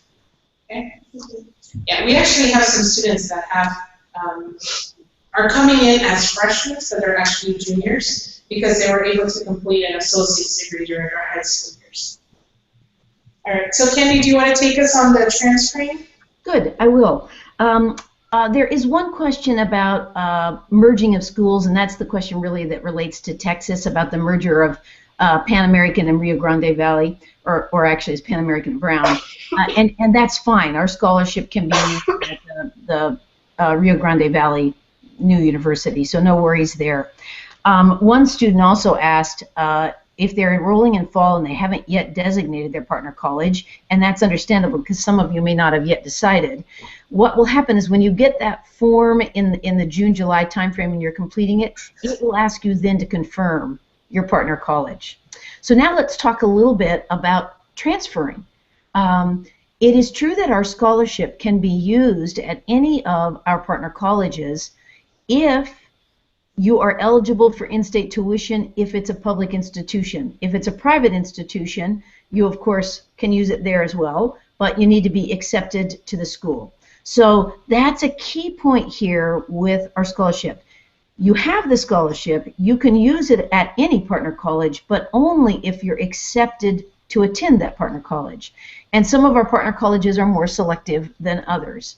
And the next slide, if you can go to that, Elazar, gives us a sense of what it is you need to do. And by the way, all of this is in your Scholar Guide, so please be sure to read it. If you're going, you can either transfer at the end of an academic year, or you can transfer at the end of an academic term. We would not let you transfer mid-term. That's just too difficult to try to pull off. What you'll need to do by the dates that we've said there is there are some steps in the guide that you need to follow, but part of it is making sure that you are accepted at and going to enroll in that new college. Then you'll work with our scholarship, the DreamUS scholarship manager, and that person will help you transfer your scholarship from one college to another. So that's kind of the high-level statement about that, and I don't know if there are other questions that people have. So some questions that are coming up is whether students are affected if they have other scholarships that they have received, if that affects them, and also if their parents' income level increases over the year, whether that affects their scholarship award. Okay, well, so I think it answered the question about if you've received state aid, does it impact the amount of your award? And the answer is yes, it will impact the amount of your award, because the award is for the cost of your tuition and fees that aren't otherwise covered by another scholarship or aid. And then the second question again, Elzar, remind me, was? Whether if their parents make more money, say the next year, will that affect the amount of their award? It generally would not, depending on how much money they make. Our scholarship is for low-income students, yeah. And so one of the things a student will be verifying as you renew your scholarship is that you still qualify as a low-income student, and our form will help you do that.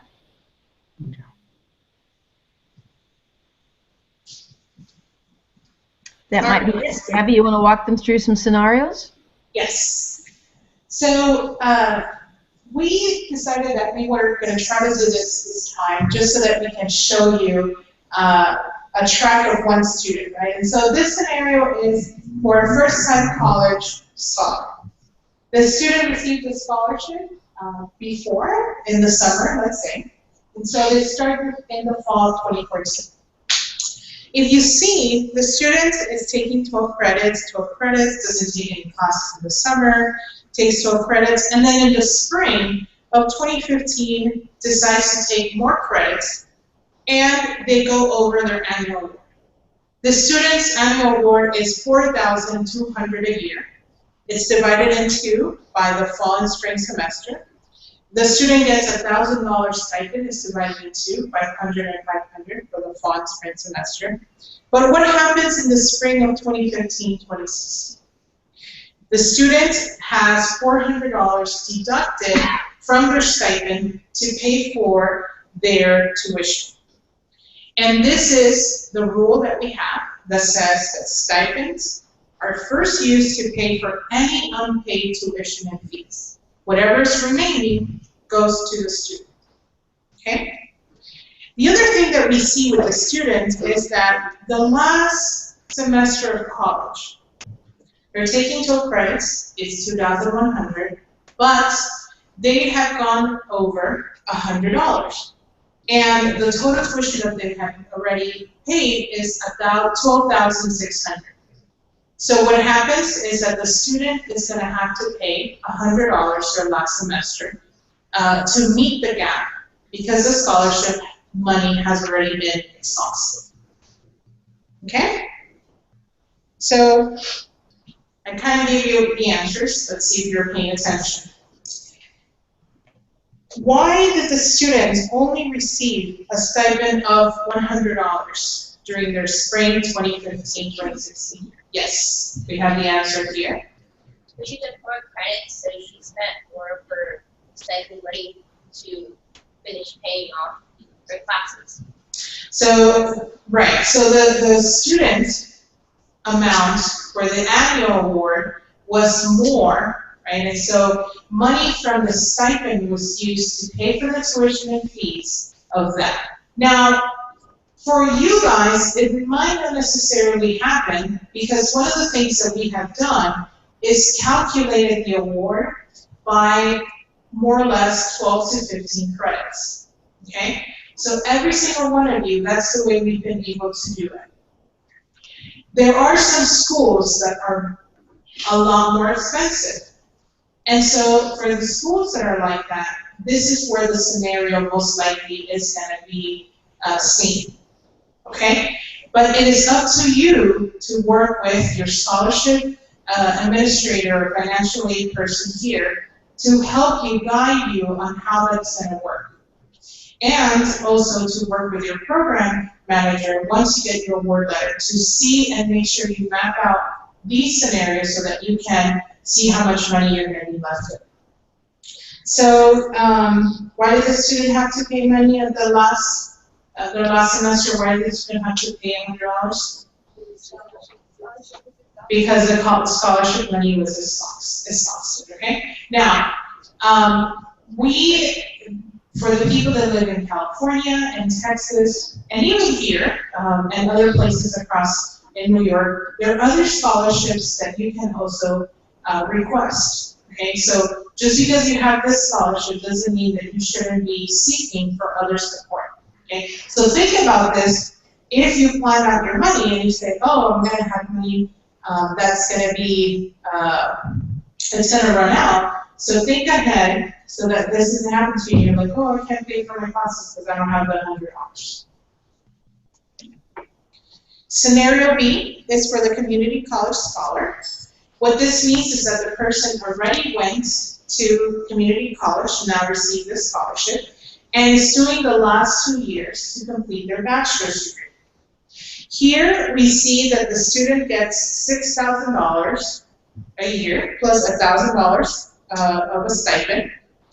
You see that the scholarship is $25,000 in total. This is a student that didn't come through our program, brand new, came in, and is going to do their bachelor's degree, receive the Community College Scholar Award. The student is going to have, in the spring 2015-2016, 9 credits. And this is where the extenuating circumstance comes in. What does the student have to do in order to break full-time enrollment? Let's see if anybody online, we'll give you a few seconds for the people online to type their answers. And we're gonna go on to the last part. So this student has money left over. The student finishes their bachelor's degree and there's $8,500 left. Now what happens to that money? That money, any unused funds, goes back to the DreamUS fund. And it goes to help future scholars. Okay? So even if there's money left over, it doesn't mean that money is going to go to you. Okay? And we also a scholarship that is for undergrad. We've also had people ask us about master's degree programs, and at this moment we're not really looking into them.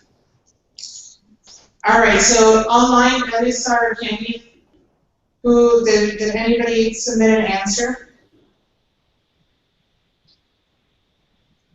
Let's see, Gabby, I'm not seeing any answers come in. What did the student have to do in order to break full-time enrollment? Okay. We have somebody here in the audience. Yes, someone? I don't know the people on it.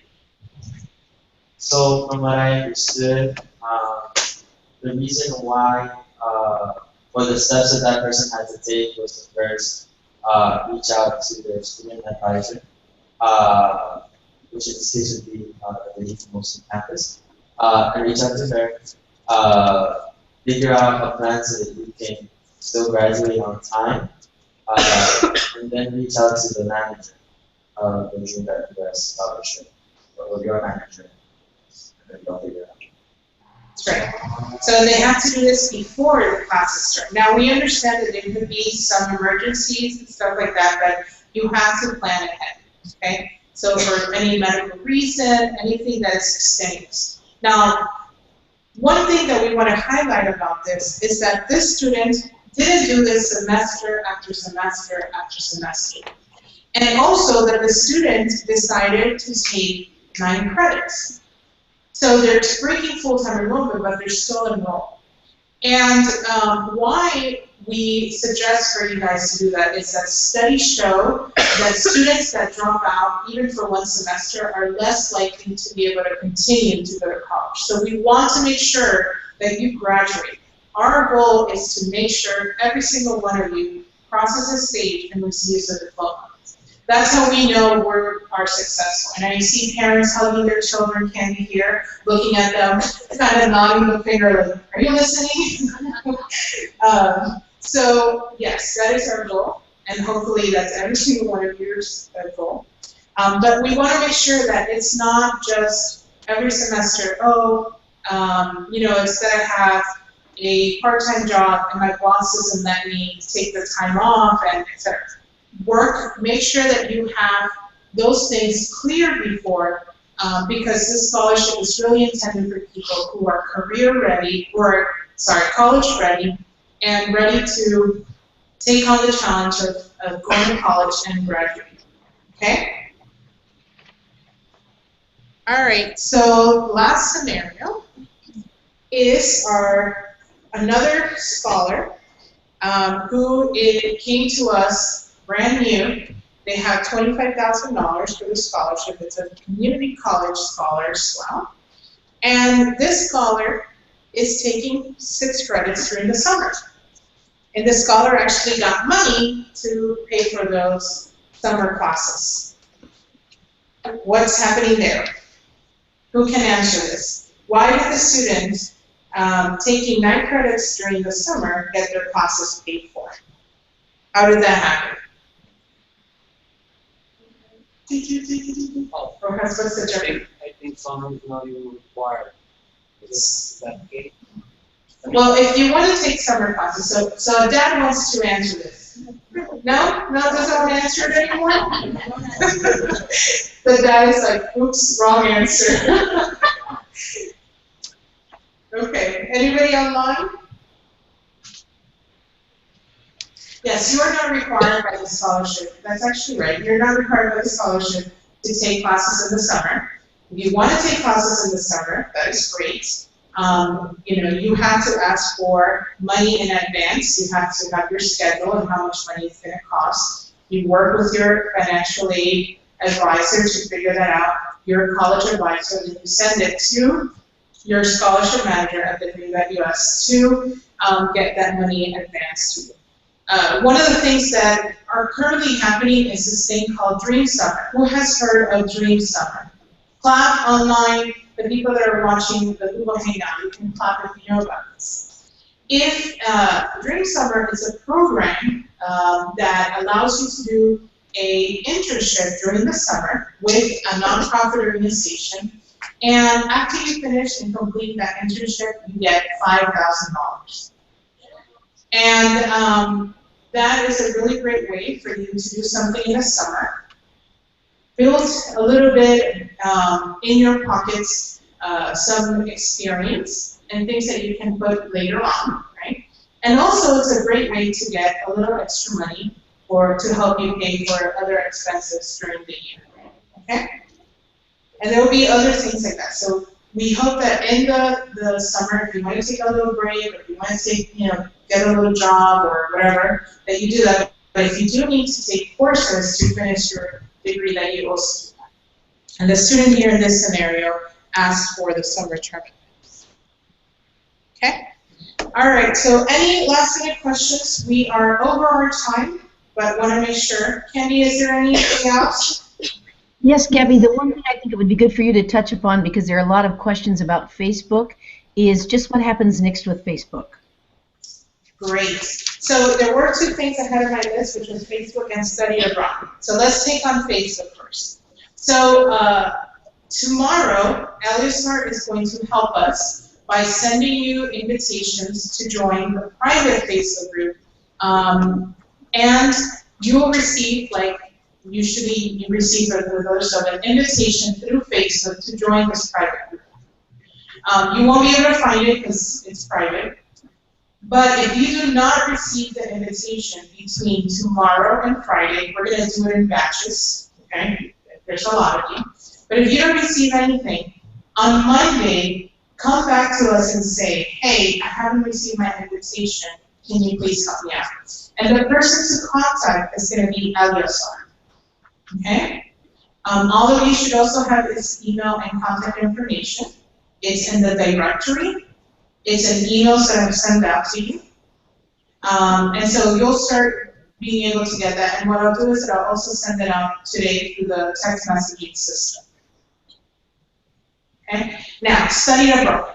I am not an immigration attorney. I must say this because I cannot give legal advice. And so I cannot really tell you and help you and say if study abroad is something good for you to do or not. Right now, what we have talked to with the Department of Homeland Security, and specifically USCIS, they say that it's not going to hurt you if you study, if you go abroad and study. You do have to take some measures before you do that. You have to ask for this thing called advanced parole, and it depends on the number of time. Now, there's a lot of immigration attorneys and a lot of advocates that have told people that they think they shouldn't do this because it's a risk that you're taking. And it's a risk that you're taking because there's nothing right now that says you can go out and come back, right? That's the fear. But more than anything is your, what they call continuous presence, right? For the time when you ask for DACA, they ask you for you to be in the country for 5 years continuous. Right?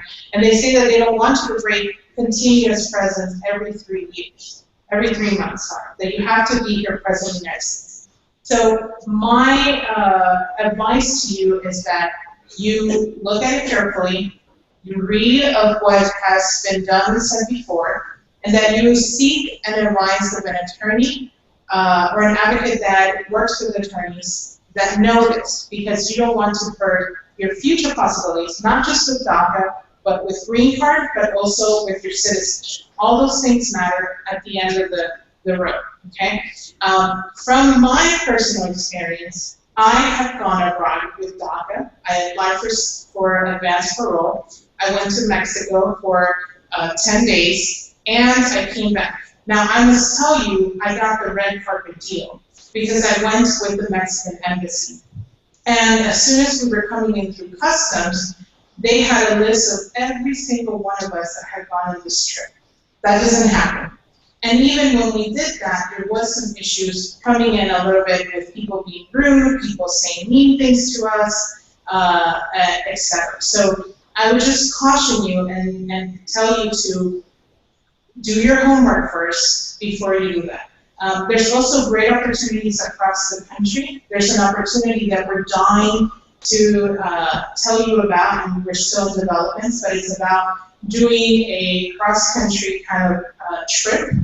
And so we're going to tell you about these opportunities as they come in, but there will be things for you to do. There's a whole new world outside of the areas that you live in. So even if you're not able to study abroad, there's other programs that you can do within the U.S. that I highly suggest you guys do, as Elisar mentioned earlier. And so if there's nothing else, we are going to wrap up. Candy, is there anything else? No, I think that's it. Just congratulations to all of you. We are so proud and delighted to have you as our scholars.